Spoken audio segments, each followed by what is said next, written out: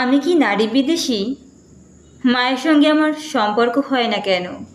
এটা কি মায়ের দোষ নাকি আমার দোষ? আচ্ছা, কোনো মেয়েকে আমার ভালো লাগে না কেন? এটা কি সেই তরুণ বয়সে কুৎসিত বেশ্যাকে দেখার ফল? হে এভরিওয়ান, দিস ইজ রাখি। ওয়েলকাম টু রাখির রাজ্য। আজকে অনেক দিন পরে আমি রিভিউগুলো কাটিয়ে উঠে একটা বই রিভিউ নিয়ে এসেছি। অ্যাকচুয়ালি রিভিউগুলো বলেছি কারণ আমি চাচ্ছিলাম না যে বইটার রেশ আমার ভেতর থেকে চলে যাক। আমি চাচ্ছিলাম বইটার কল্পনা আমার ভেতরে বা আমার মনে বেশ কয়েকদিন থাকুক। এজন্য আমার রিভিউটা একটু লেটে এসেছে। তো বইটা হচ্ছে লেখিকা বাণী বসুর লেখা সমুদ্র যাত্রা, এবং বইটার নাম সমুদ্র যাত্রা। এবং আমি ভেবেছিলাম যে বইটা কোনো অ্যাডভেঞ্চার টাইপের হবে কিংবা সমুদ্র অভিযান কাহিনী হবে, যেহেতু সমুদ্র যাত্রা। বাট বইটা পড়ার পরে আমি দেখলাম যে লেখিকা এখানে মানুষের জীবনযাত্রা কিংবা ব্যক্তির জীবনযাত্রা ফুটিয়ে তুলেছেন খুবই চমৎকারভাবে, এবং বইটা পড়ে আমি পার্সোনালি স্যাটিসফাইড। আমি এখন বইটা নিয়ে কনফিউশন যে আমি বইটাকে রেটিং কত দেব, 10/10 নাকি তার থেকেও বেশি কিছু। সবার পছন্দ তো সমান না, হয়তো আপনাদের কারো ভালো নাও লাগতে পারে, বাট আমার পরিপূর্ণভাবে উপন্যাসটা ভালো লেগেছে ব্যক্তিগতভাবে। তো সমুদ্রযাত্রার বাণী বসুর লেখা একটা বিখ্যাত উপন্যাস। যারা বাণী বসুকে চেনেন তারা তো জানেনই তার লেখা সম্পর্কে কিংবা বই সম্পর্কে। আচ্ছা, সমুদ্রযাত্রা বাণী বসুর লেখা এমন একটি উপন্যাস যেখানে তুলে ধরা হয়েছে জীবনের গতিশীলতা এবং জীবনের পরিবর্তনশীলতা, জীবনের অভিজ্ঞতা, এবং উপন্যাসটি মূলত জীবনের অভিজ্ঞতা ও অভিজ্ঞতার অনুসন্ধান নিয়ে ফুটিয়ে তোলা হয়েছে, এবং এটা একটি সামাজিক উপন্যাস। এই উপন্যাসের চরিত্রগুলি বিভিন্ন ঘটনার সম্মুখীন হয় এবং তাদের জীবনে পরিবর্তন আসে। এবং যেটা আমি বলছিলাম যে এই উপন্যাসের মূল দিকই হচ্ছে জীবন ও অভিজ্ঞতার অনুসন্ধান। উপন্যাসটি মূলত ড্রামাটিক মনোলগে লেখা, যেখানে একজন স্পিকার থাকে এবং সাইলেন্ট লিসেনার থাকে। তো সেই স্পিকারটা সমুদ্র, যিনি পুরো উপন্যাস জুড়ে তার জীবনযাত্রা, তার পারিবারিক জীবনযাত্রা বলে গেছেন, এবং আমি সাইলেন্ট লিসেনার হয়ে সেটা শুনেছি। তো সমুদ্রযাত্রায় সমুদ্র তার নিজের জীবনের অভিজ্ঞতা, তার পারিবারিক যে অভিজ্ঞতাটা সেটা শেয়ার করেছেন, এবং তার পরিবারের চরিত্রগুলোকেও তিনি শেয়ার করেছেন।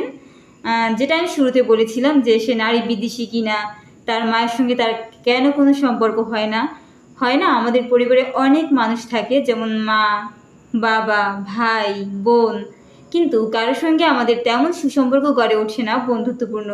কিংবা ধরেন আপনার মা স্কলারশিপ পাওয়া একজন ভদ্র মহিলা, আপনি সন্তান হয়ে জানেনই না যে আপনার মা স্কলারশিপ পেয়েছিল। আপনি জানেন আপনার মা 3 বেলা রান্না করে এবং আপনারা সবাই সেটা খাবার টেবিলে বসে খান। এতদূর আপনার সীমাবদ্ধতা বা এতটুকু আপনার সীমাবদ্ধতা। আবার বাবার সম্পর্কে আপনি কি জানেন? বাবা রাত্রে অফিস থেকে আসে, মায়ের সাথে একটু ঝাড়ি মারে যে তাড়াতাড়ি 1 কাপ চা করে দাও, বা এখনও রান্না হয়নি, 8টার ভিতরে আমি ডিনার সারবো। তো এরকম আপনি কখনো মৃদু কণ্ঠে শুনেন না যে আপনার বাবা বলেছে দেরি হলে সমস্যা নেই, তুমি আস্তে আস্তে করো, রাত তো পড়েই আছে, খাবারটা ম্যান্ডেটরি না এত, এরকম কখনো শুনেন নাই। আবার আপনি দেখছেন আপনার বড় ভাই বউ বাচ্চা নিয়ে ভালো থাকার সুবাদে দিল্লি থাকছে বা ঢাকা শহরে থাকছে, বড় কোনো একটা জায়গায় থাকছে, ভালো চাকরি করছে, মা বাবার দিকে ফিরেও তাকাচ্ছে না। কিংবা আপনি পরিবারের ছোট ছেলে, খামখেয়ালিপনা করে দূরে চলে গেছেন, নিজের মতো থাকছেন, খাচ্ছেন, বাবা মার দিকে খেয়াল রাখছেন না। আপনার বোনের সঙ্গে আপনার সম্পর্ক কেমন? বোনের কথা কি আপনি বুঝেন যে আসলে বোন কি চায়, বা বোন কি আপনাকে বুঝে? তো এরকম একটা পারিবারিক ঘটনা, এবং সেখানে আরও তো ফ্যামিলির সদস্য থাকে, তাদেরকেও নিয়েও লেখক বিস্তারভাবে বর্ণনা করেছেন, যেটা সমুদ্র একে একে বর্ণনা দিয়েছেন। বাণী বসু লেখিকা সমুদ্রযাত্রা এই উপন্যাসটিতে চরিত্রগুলোকে বেশ বাস্তব সম্মুখীনভাবে ফুটিয়ে তুলেছেন, যেখানে তারা বিভিন্ন দ্বন্দ্ব এবং সংঘাতের সম্মুখীন হয়। এবং এই উপন্যাসের গুরুত্বপূর্ণ দিকই হল জীবন ও অনুসন্ধান। এবং এই উপন্যাসটা মূলত মানুষের জীবনের বিভিন্ন দিক ও মানুষের জীবনের নানান রকম জটিলতা ফুটিয়ে তোলা হয়েছে, এবং চিন্তাশীল হতে শিখিয়েছে। উপন্যাসটি হচ্ছে গভীরভাবে চিন্তাশীল হয় সমুদ্র নামের সেই ব্যক্তিরই, এবং আপনি যখন পড়বেন আপনিও এটা নিয়ে চিন্তা করবেন যে আসলে আপনি জীবনে কতটুকু কি করতে পারছেন বা আপনার জীবন নিয়ে আপনি কতটুকু স্যাটিসফাইড। তো আমি বলবো যারা হচ্ছে উপন্যাসটি এখনও পড়েননি, উপন্যাসটি হচ্ছে উইশ লিস্টে রাখতে পারেন, এবং যারা আমার কাছে ভালো বইয়ের লিস্ট চান তো অবশ্যই এই বইটা পড়ে দেখবেন। আমার মনে হয় আপনাদের প্রত্যেকেরই উপন্যাসটি ভালো লাগবে। এই তো, আল্লাহ হাফেজ সবাইকে।